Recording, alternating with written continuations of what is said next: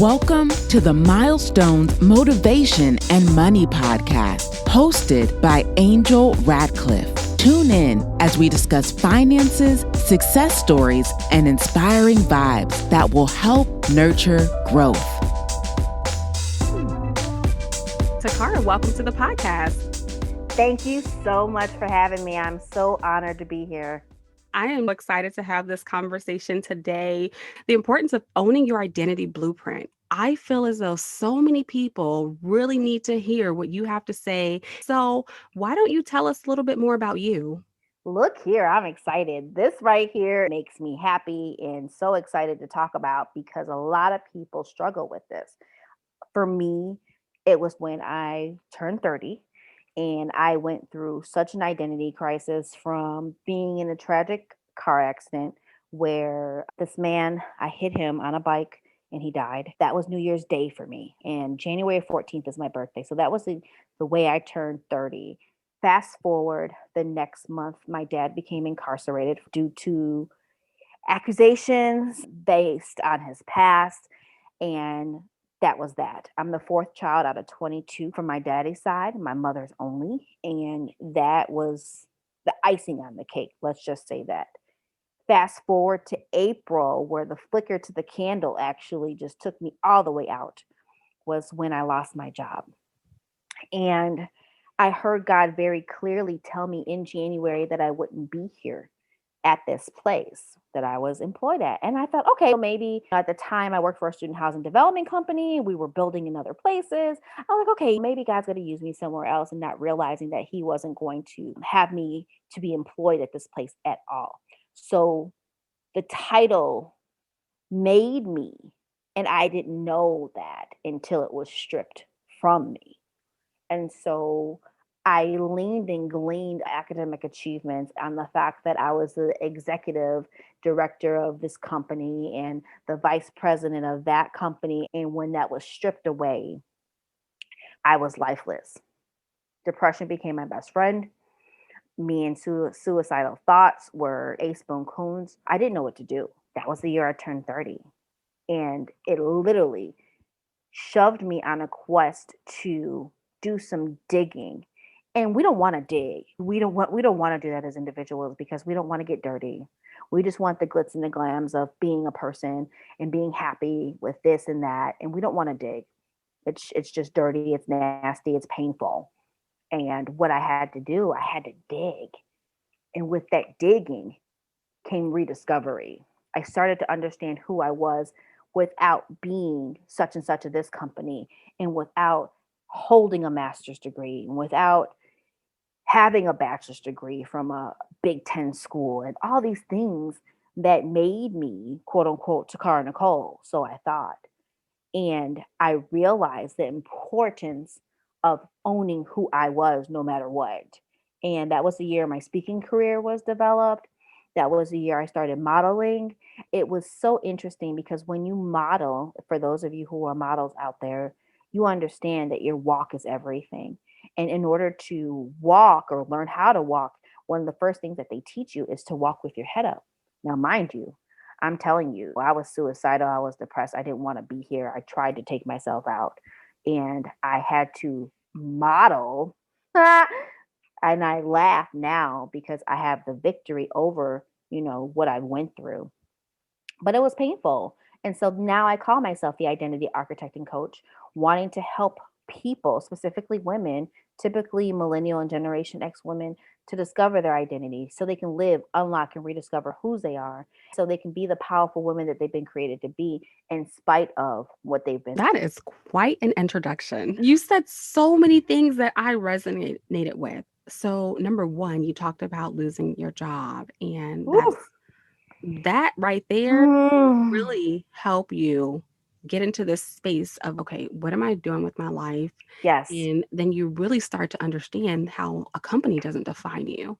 Come on. Come on.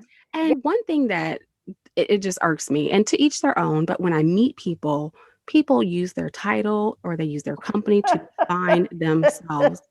Have you ever been to a networking event and you're asking someone so what do you do? And you're introducing yourself. And instead of the person's telling you about them, they say, well, I work for, I'm just Oh, Tesla, right. like, or whatever big company, especially if it's a big company, they throw the name out there, but you don't understand like who they are, what they do. You're like, well, what do you do? Like, Right. And then okay. they have the fancy title that makes no sense to a normal individual like ourselves. And you know what? Angel, I was that person.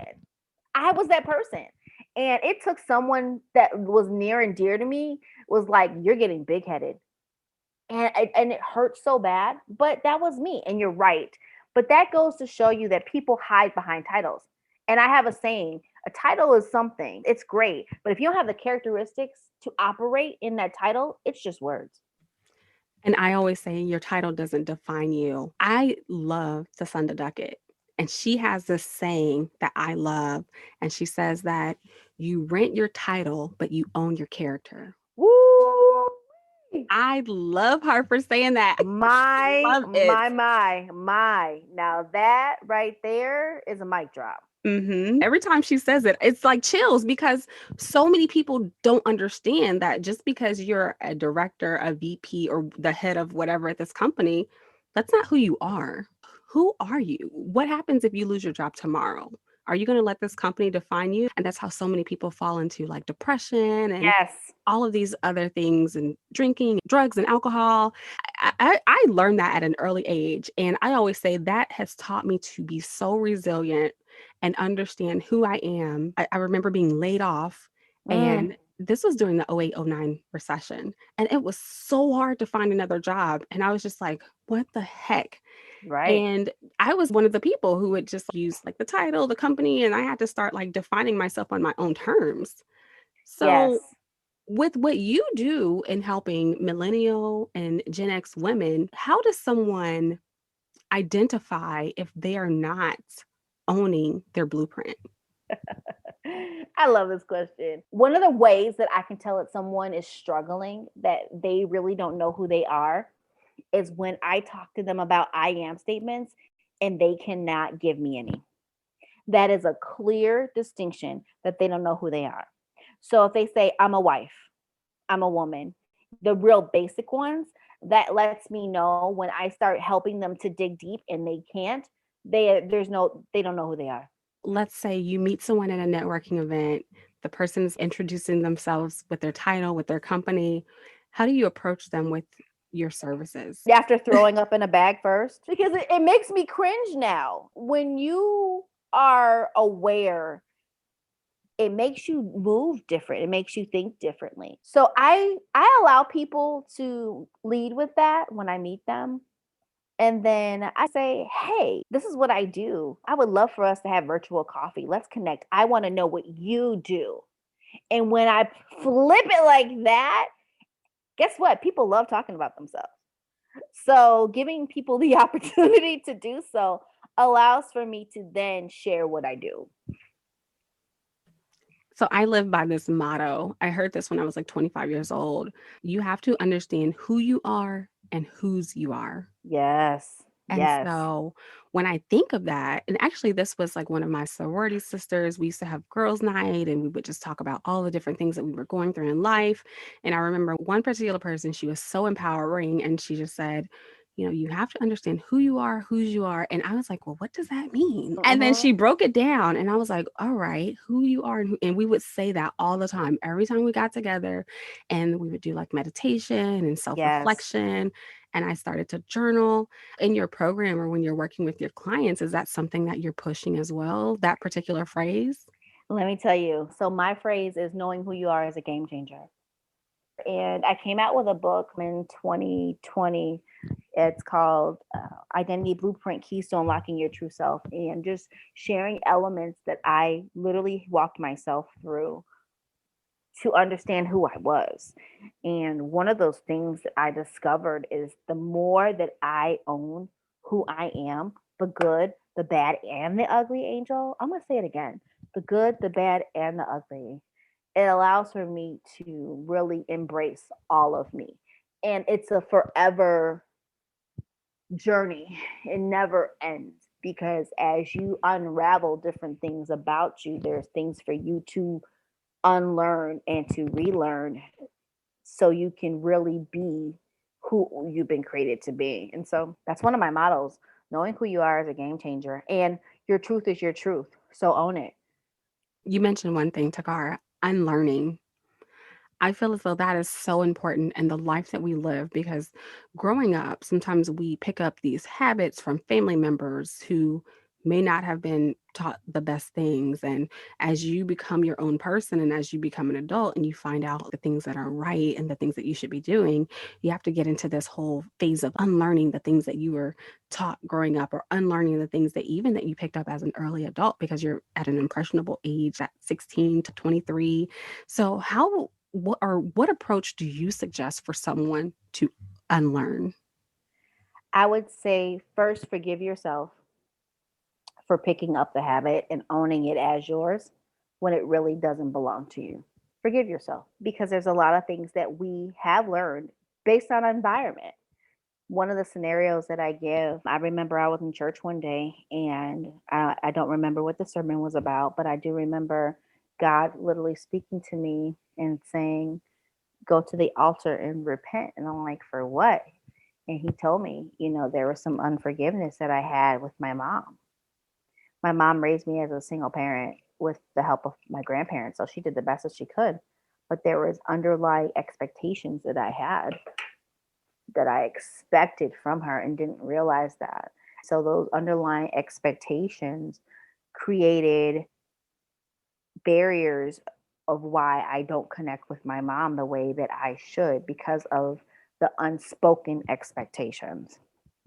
When I realized how there's expectations that are unspoken, and when we don't deal with those things, it evolves to other things. Even just thinking about how environment has a huge role on who we are as people and making the decision to unlearn those things, even if it comes from somebody like your mom or your grandma, who you are taught to value and respect what they say, even though it no longer aligns with your value system, if that makes any sense. Oh, absolutely. You said two things. I'm over here taking notes because I'm like, we got to get to the bottom of this. Unspoken expectations. Yes, So yes, many times we all have expectations of someone, right? yes. And sometimes we're taught maybe we shouldn't have expectations of a person. That way we won't be disappointed. But when you say that we have like unspoken expectations, I just want clarity here. Like, are you saying Absolutely. that people should really talk about what they're expecting from someone? I say that, and I've had these conversations with my mom since then because I expected things from her and had to understand her perspective from things and understanding that she wasn't in the capacity to give me what I expected. Okay, that's you know, fair. that's fair. We don't do that. We just, we expect this, and this. So what I'm learning is having these conversations so you don't build this tall wall between you and a person because of unspoken expectations. So you can understand what they're able to give you and what they're not able to give you. And understanding if they're not able to give you that, does that align with who you are and what you are looking for? Because all of that matters. And now I'm even talking about romantic relationships. Your expectations are important. Don't put them to the back burner. Ask those important questions. And if you have an expectation, first of all, question yourself, why do I have this expectation of this person? Is this something that I'm even able to fulfill myself while I'm trying to expect it from somebody else? Asking yourself those difficult questions is a part of knowing who you are. And Takara, you mentioned one other thing. You said the environment has a role in who we are. So one of the things that I live by, and I've been pushing this across social media for the last few years, I said, when you change your surroundings, you change your life. Yes. That's not only like where you live, but it's Nope. the people that you're surrounding yourself with, Yes. the thoughts that you're allowing to come into your brain, and the things that you watch on TV. I mean, environment encompasses so many things aside from your physical environment. But I am so big on that because I had a period in my life where things were not going so great. And I not only had to take a look at me and the things Mm-hmm. that I was doing and my thought process, I had to take a look at the things around me. I had Yes. to take a look at where I was living, the people that I was surrounding myself with, because I think we've all heard that phrase, you're most like the top 5 people that, okay, I need to get rid of this person, they Yes. and we always hear like, okay, you should never be the smartest person in the room. And I'm looking around Yes. and I'm like, everyone's coming to me for advice, but who can I go to for some advice? Yes.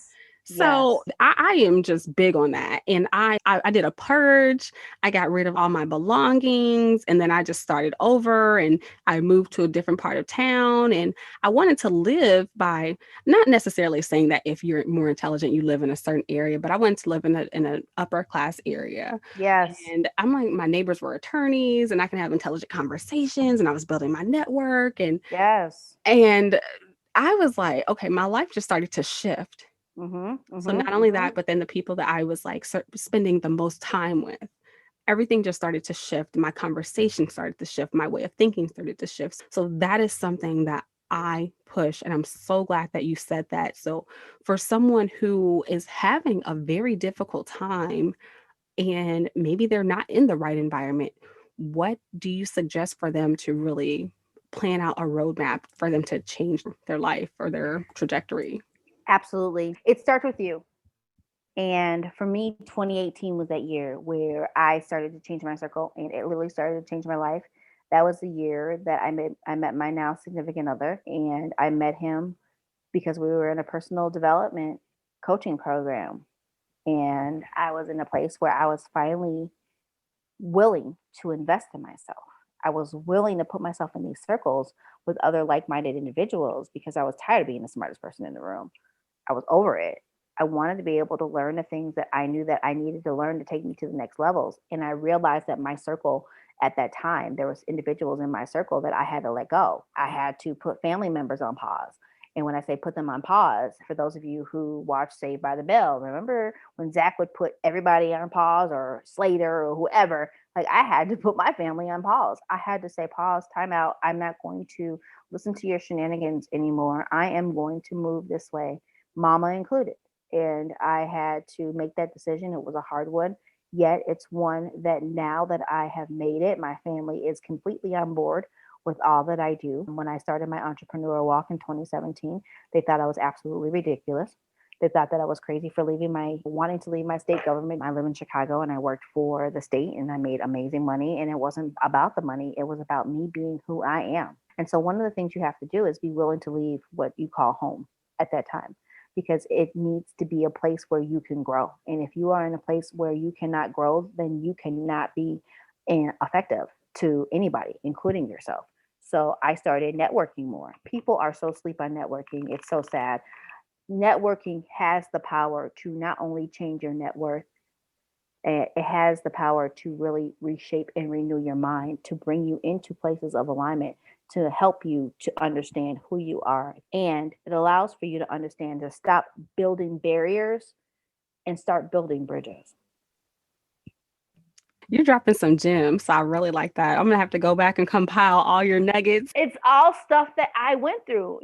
I'm an open book, Angel, and there was a time where I would wear the mask because it was so comfortable for me to wear the mask. People accepted me more when I wore the mask because I would be able to fit into the circles that they wanted me to fit into.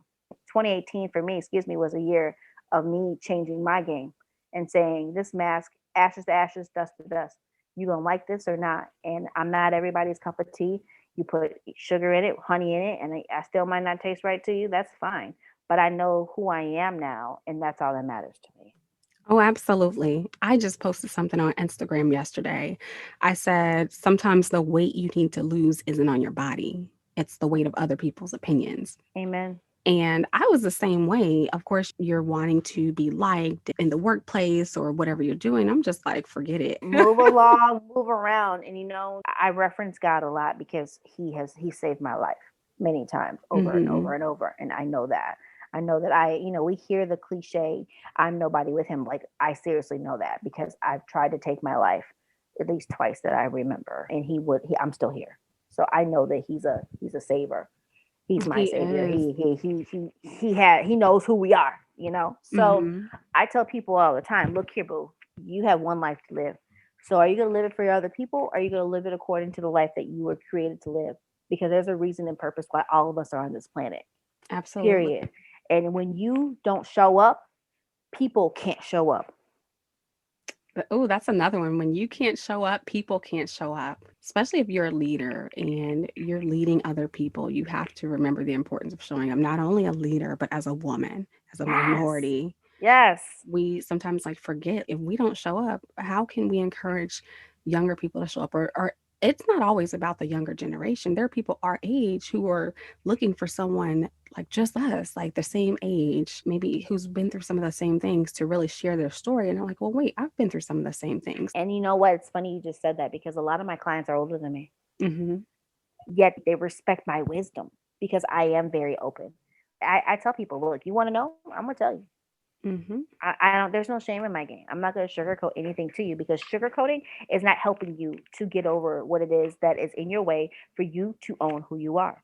So you talked about your network and really Mhm. having that in order. And that's so funny because the last episode of season 1 of the podcast was focused on networks and how your network is your net worth. And that's another thing that I'm big on. And I'm like, look, you better get out here, network, meet some people, let people know who you are, not Yes. just the things that you're doing at work or the company that you work for. It's so much deeper than that because you never know how life will shift. Life is Mhm. so funny.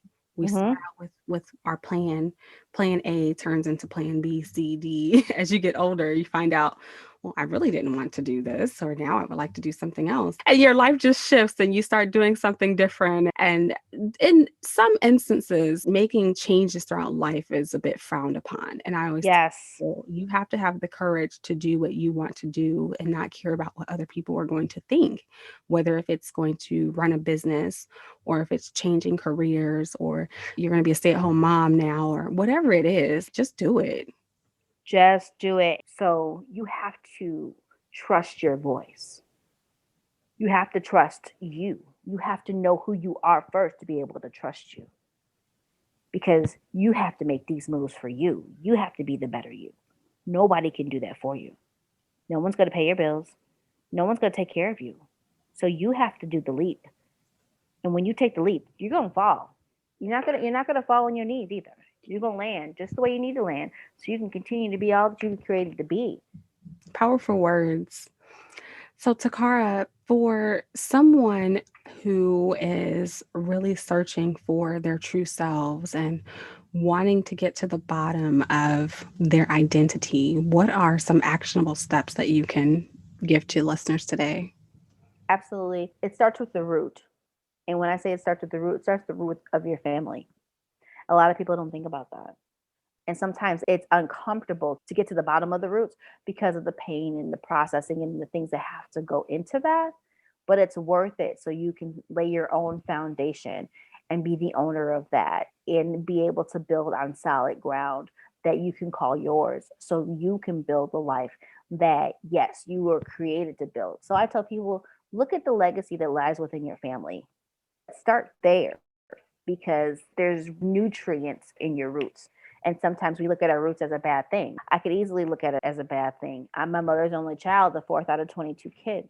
But when I looked at it from a different perspective, actually finding my first siblings on Facebook in 2011, getting to know them, getting to understand this is why I like this, because this is dad's side of the family. This is what dad's side of the family does. This is what my sister does. This is so starting to connect those dots allows for you to do some internal work and to look at yourself and to really see, okay, that's where that comes from. And so really examining what's taking place around you within your family that you may be missing because you're so conditioned to how your family moves that you're not digging deep enough to understand the nutrients of your roots.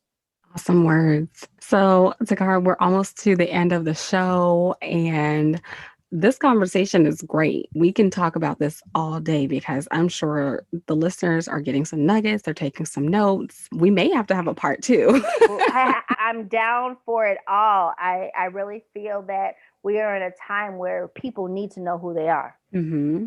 They gotta know. Definitely with this last year. And I think being at home, especially the early part of 2020, like being at home and really being quarantined, so many people could not take it. I mean, I couldn't take it. I'm very self-aware. I know who I am, but I was just losing my mind. So imagine someone who doesn't have a purpose or understand who they are. And Yes. I'm pretty sure it broke some people. So definitely a conversation that is very relevant in these times. And getting ready to close out the podcast, I want to ask you a question about money because, of course, me being a financial educator and focused on money, that's what really gets me excited outside of everything else. So my brand is Ballin on a Budget. And I've lived by that term for years. It's a term that's been out forever. It's been out since the 90s. You heard it in rap songs. I think even recently, like Burger King has used it in a commercial. And I was like, oh my gosh, I have a workbook called Ballin' on a Budget. And it's a budget workbook, helps consumers really learn to get their money together. Wow. I would love to hear what your definition of Ballin' on a Budget is. Wow. Okay, so real quick. Remember I told you all that 2012 was the year I turned 30. What I didn't tell you is when I lost my job, I was making over $70,000 a year. And God took me down to making $22,000 a year for 3 straight years. So, balling on a budget for me, it changed my life, and I didn't understand that I needed those nuggets back then in 2012 through 2015 that I now need now as an entrepreneur, okay? So the one thing that I'm going to tell you guys, and we've heard it so many times probably growing up, but we do not realize the power of the words, understanding the difference between a need and a want. That was one of the things that I took away from my experience of really being made, is what I say. I really feel like I was on the potter's wheel between the time of 30 and 33. And then understanding, yes, you can celebrate yourself. However, celebrate yourself in moderation and understand the power of budgeting. Live the way that you want to live today because of the way that you desire to live tomorrow. I love it. I love it. And you mentioned 2 things, needs and wants. Those are 2 of the focus categories that really goes into someone building their budget. So, do you have any last words for the listeners today? Absolutely. Understanding who you are is a game changer. Don't allow anybody else to influence you to not live your best life by choosing to live on purpose for purpose every day. Choose to be dope, directed on purpose every day. Choose that. Understand that you have the power to make powerful decisions because you are indeed a powerhouse. It starts with you. Thanks for listening. Stay connected with Angel online on Instagram, Twitter, and Facebook at Miss RMBA. That's MISSRMBA. Be sure to subscribe and review. Join us next time as we continue to empower you through milestones, motivation, and money.